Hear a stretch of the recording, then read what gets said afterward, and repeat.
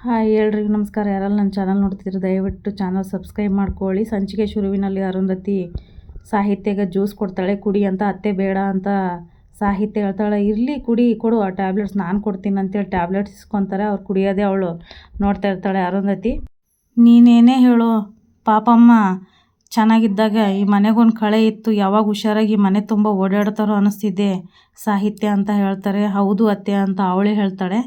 ಮನೆಯಲ್ಲಿ ಹಿರಿಯರು ಓಡಾಡ್ಕೊಂಡಿದ್ರೆ ಮನೆಗೂ ಒಂದು ಕಳೆ ಅಂತ ಹೇಳ್ತಾಳೆ. ಸರಿ ನೀನು ಕುಡಿ, ನಾನು ಹೋಗಿ ಟ್ಯಾಬ್ಲೆಟ್ಸ್ ಕೊಡ್ತೀನಿ ಅಂತ ಬರ್ತಾಳೆ ಪಾಪಮ್ಮ ರೂಮಿಗೆ.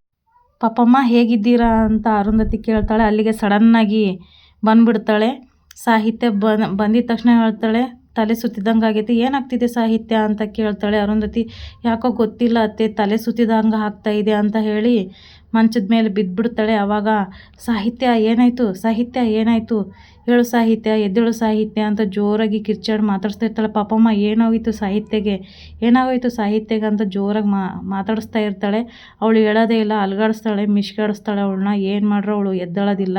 ಆ ಥರ ತಲೆ ಸುತ್ತು ಬಂದು ಬಿದ್ದುಬಿಡ್ತಾಳೆ. ಪಾಪಮ್ಮಗೆ ಶಾಕ್ ಆಗೋಗ್ಬಿಡುತ್ತೆ, ಇವಳು ಏನು ಮಾಡಿದಾಳೆ ಏನೋ ಅಂತ ಮನಸ್ಸಲ್ಲಿ ಅನ್ಕೊತಾ ಇರ್ತಾಳೆ. ಅದೇ ಟೈಮಲ್ಲಿ ಅರುಂಧತಿ ಜೋರಾಗಿ ನಗಾಡಲು ಶುರು ಮಾಡಿಬಿಡ್ತಾಳೆ. ಪಾಪಮ್ಮ ಸಾಹಿತ್ಯಗೆ ಏನೋ ಆಗೋಗಿದೆ ನೋಡಲ್ವಾ ಅಂತ ಹೇಳ್ತಾಳೆ. ಕಣ್ತುಂಬ ನೋಡಿ ಯಾರೋ ನಿಂಬೆ ಗಾತ್ರದ ಹುಡುಗಿ ಬಂದು ಅರುಂಧತಿ ಜೀವನದಲ್ಲಿ ಹುಳಿ ಹಿಂಡ್ತಾಳ ಅಂದ್ಕೊಂಡಿದ್ದೆ ಪಾಪಮ್ಮ. ಸಾಹಿತ್ಯ ಚಿಟಿಕೆ ಹೊಡೆಯೋದ್ರಲ್ಲಿ ಎಲ್ಲ ಸಮಸ್ಯೆ ಕ್ಲಿಯರ್ ಮಾಡಿ ಈ ಮನೇನ ನಂದ ದೀಪ ಮಾಡ್ತಾಳಂತ ಅಂದ್ಕೊಂಡಿದ್ಯಾ ಅಂತ ಹೇಳಿ ಜೋರಾಗಿ ನಗಾಡ್ತಾಳೆ. ಹೋಗಿ ಹತ್ರ ಸಾಹಿತ್ಯ ಅಂತ ಅಂದ್ಕೊತ ಕೈಯಲ್ಲಿ ಚಾಕು ತೊಗೊತಾಳೆ. ಅರುಂಧತಿ ಆ ಚಾಕು ತಗೊಂಡು ಸಡನ್ನಾಗಿ ಸಾಹಿತ್ಯಳ ಕುತ್ತಿಗೆಗೆ ಅಡ್ಡ ಹಿಡಿದ್ಬಿಡ್ತಾಳೆ. ಅದನ್ನು ನೋಡಿ ಪಾಪಮ್ಮಗೆ ತುಂಬ ಶಾಕ್ ಆಗಿಬಿಡುತ್ತೆ. ಇಲ್ಲಿ ಬ್ರಹ್ಮಕುಮಾರು ಏನು ಮಾಡೋದು ಬಸ್ಸು, ಪ್ರಸನ್ನ ಸಾರಿಗೆ ಹೀಗೆ ಬಿಟ್ಟರೆ ಡೇಂಜರ್ ಅಲ್ವಾ ಅಂತ ಹೇಳ್ತಾನೆ. ನೀವು ಹೊರಡಿ ಬ್ರಹ್ಮಕುಮಾರ್, ಮುಂದೆ ಏನು ಮಾಡೋದು ಅಂತ ನಾನು ಹೇಳ್ತೀನಿ ಅಂತ ಹೇಳಿ ಅವನ್ನ ಕಳಿಸ್ತಾನೆ. ಅವ ನಿಮ್ಮನ್ನು ಮಾತ್ರ ಸುಮ್ಮನೆ ಬಿಡಲ್ಲ ಅಂತ ಹೇಳಿ ಅಲ್ಲಿಂದ ಹೊರಡುತ್ತಾನೆ ಕರ್ಣ. ಪ್ರಸನ್ನ ಹೊರಗಡೆಯಿಂದ ಬರ್ತಾನೆ. ಅದೇ ಟೈಮಲ್ಲಿ ಕರ್ಣನೂ ಅಲ್ಲಿಗೆ ಬರ್ತಾನೆ. ಮಾವ ಅಂತ ಜೋರಾಗಿ ಕರೀತಾನೆ. ಆವಾಗ ಪ್ರಸನ್ನ ಅಲ್ಲೇ ನಿಂತ್ಕೊತಾನೆ. ಕರ್ಣ ಅವರ ಪ್ರಸನ್ನ ಮಾವನ್ನ ನೋಡ್ತಾ ನೋಡ್ತಾ ಹಾಗೆ ಅವನು ಸುತ್ತಾಗ್ತಾ ಇರ್ತಾನೆ. ಅವನು ಶಾಕಾಗಿ ನೋಡ್ತಾ ಇರ್ತಾನೆ, ಏನಿರ್ಬೋದು ಅಂತ ಹೇಳಿ. ಪ್ರಸನ್ನ, ಏನಾಯಿತು, ಯಾಕೋ ಇಷ್ಟೊಂದು ಕೋಪದಲ್ಲೇ ಇದೆಯಾ ಅಂತ ಕೇಳ್ತಾನೆ ಪ್ರಸನ್ನ ಕರ್ಣಗೆ. ಅದಕ್ಕೆ ಕರ್ಣ ಹೇಳ್ತಾನೆ, ಬ್ಲ್ಯಾಕ್ ರೋಸ್ ಅಂತ ಹೇಳ್ತಾನೆ. ಅದಕ್ಕೆ ಪ್ರಸನ್ನ ತುಂಬ ಶಾಕಾಗಿ ಅವನ್ನ ಗಮನಿಸ್ತಾ ಇರ್ತಾನೆ. ಇಲ್ಲಿ ಪಾಪಮ್ಮ ಒಂದೇ ಒಂದು ಸತಿ ಈ ಚಾಕುವಿಂದ ಹಿಂಗೆ ವೈಲನ್ ನುಡಿಸ್ದಂಗೆ ನುಡಿಸಿದ್ರೆ ಕೋಳಿ ಸತ್ತೋದಂಗೆ ಸತ್ತೋಗ್ತಾಳೆ ಅಂತ ಹೇಳ್ತಾಳೆ ಅರುಂಧತಿ. ಯಾರು ಸಾಯಿಸಿದ್ದು ಅಂತಲೇ ಗೊತ್ತಾಗೋದಿಲ್ಲ.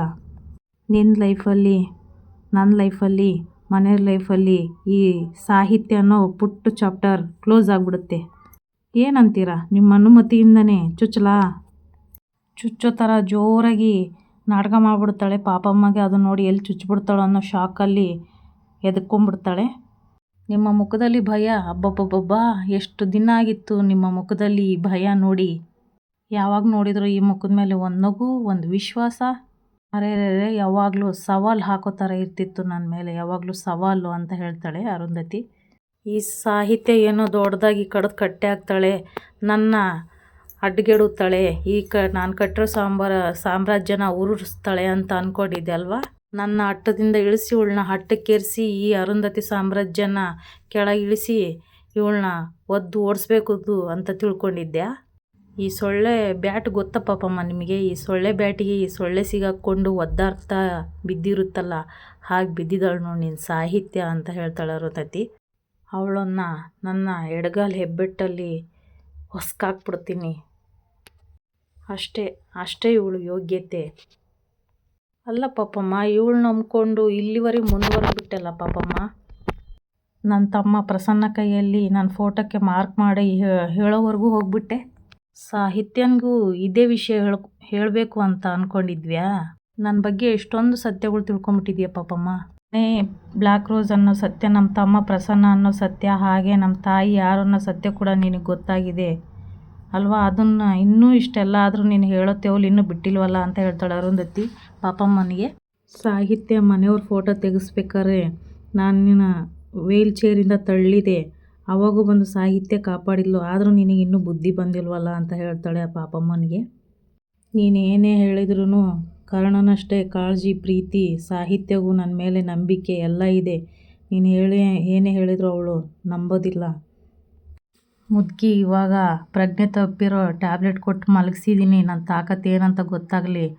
ಆಮೇಲೆ ಇದೇ ಥರ ಏನಾರ ನೀನು ಮುಂದುವರೆದ್ರೆ ಅವಳನ್ನ ಮುಗಿಸೇ ಬಿಡ್ತೀನಿ ಅಂತ ಹೇಳಿ ಅಲ್ಲಿಂದ ಹೊರಡ್ತಾಳೆ. ಬ್ಲ್ಯಾಕ್ ರೋಸ್, ಯಾರು ಬ್ಲ್ಯಾಕ್ ರೋಸು ಅಂತ ತಡವರಿಸ್ತಾ ಮಾತಾಡ್ತಾ ಇರ್ತಾನೆ. ಅದಕ್ಕೆ ಕರ್ಣ ಕೇಳ್ತಾನೆ, ನೀವ್ಯಾಕೆ ಮಾವ ಇಷ್ಟೊಂದು ತಡವರಿಸ್ತಾ ಇದ್ದೀರಾ, ಯಾಕೆ ಏನಾಯಿತು ಅಂತ ಕೇಳ್ತಾನೆ ಕರ್ಣ. ಏನಿಲ್ಲ, ಬ್ಲ್ಯಾಕ್ ರೋಸ್ ಅಂತ ಇದ್ದೆಲ್ಲ ಯಾರು ಸಿಕ್ಕಿರ್ಬೋದೇನು ಅಂತ ನಾನು ಕೇಳಿದೆ ಅಂತ ಕೇಳ್ತಾನೆ.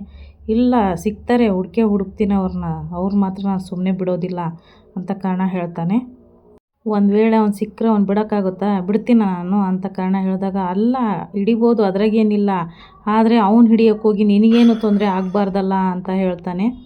ನೀವೇನು ಮಾವ ಬ್ಲ್ಯಾಕ್ ರೋಸು ಏನೋ ನಿಮ್ಮ ಫ್ರೆಂಡು ಅನ್ನಂಗೆ ಅವ್ನು ವಹಿಸ್ಕೊಂಡು ಮಾತಾಡ್ತಾ ಇದ್ದೀರಲ್ಲ. ಅಯ್ಯೋ ಮಾವ, ಅವ್ನು ಕಾಟ ಕೊಡ್ತಾನಂತ ಹಂಗಂತ ಸುಮ್ಮನೆ ಬಿಡೋಕ್ಕಾಗುತ್ತಾ? ಅವ್ನು ತೊಂದರೆ ಕೊಟ್ಟಿರೋದೇನು ಸಣ್ಣ ಪುಟ್ಟನ, ಅದು ಬೇರೆ ನನ್ನ ತಮ್ಮನಿಗೆ ಶೂಟ್ ಮಾಡಿದ್ದಾನೆ, ಹೇಗೆ ಬಿಡೋಕ್ಕಾಗುತ್ತೆ ಹೇಳು?